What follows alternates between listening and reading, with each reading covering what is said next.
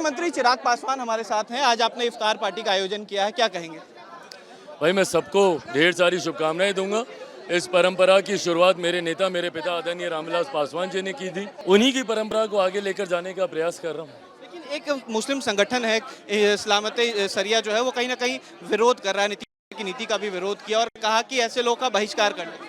देखिए, उनका विरोध मेरी सराखों पर, वो उम्र में मुझसे बहुत बड़े हैं। मैं आदरणीय मदनी साहब के ऊपर मैं कोई टिप्पणी नहीं करूंगा, बट हाँ, मैं इतना मैं ज़रूर कहूँगा कि उनकी नाराज़गी मुझसे तो है, पर उनकी नाराज़गी जिसके पिता ने अपनी पूरी पार्टी को समाप्त कर दिया, एक मुसलमान मुख्यमंत्री हो ये कहते हुए, पर उनकी नाराज़गी उन लोगों से नहीं है जिन लोगों ने मुसलमानों को सिर्फ अपना वोट बैंक बनाने का काम किया। 2006 में सच्चर कमेटी की रिपोर्ट आई थी। क्या कहती है वो रिपोर्ट?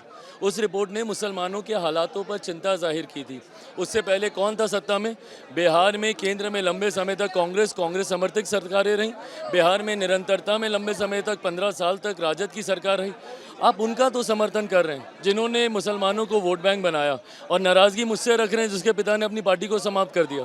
राष्ट्रगान का एक विरोध हो रहा है, नीतीश कुमार को लेकर विरोध किया जा रहा है कि उन्होंने राष्ट्रगान का विरोध किया है, और लालू यादव ये कह रहे हैं कि अब तेजस्वी यादव सरकार में आएंगे, कोई माई का लाल रोक। देखिए, माई का लाल तो मुझे लगता है कि बिहारियों को इस तरीके से कतई कोई चुनौती नहीं देनी चाहिए, बट हाँ, इतना ज़रूर है कि इस बार पुनः बिहार में एनडीए की सरकार बनने जा रही है, और इस बार एक बड़ी जीत के साथ 225 से ज़्यादा सीटें जीतकर इस बार हम लोग सरकार बनाएंगे। आखिरी सवाल है, आपके चाचा ने आज न्यूज़ नेशन से बात की और कहा कि 14 अप्रैल को वो साफ कर देंगे कि किस गठबंधन के साथ। अच्छी बात है।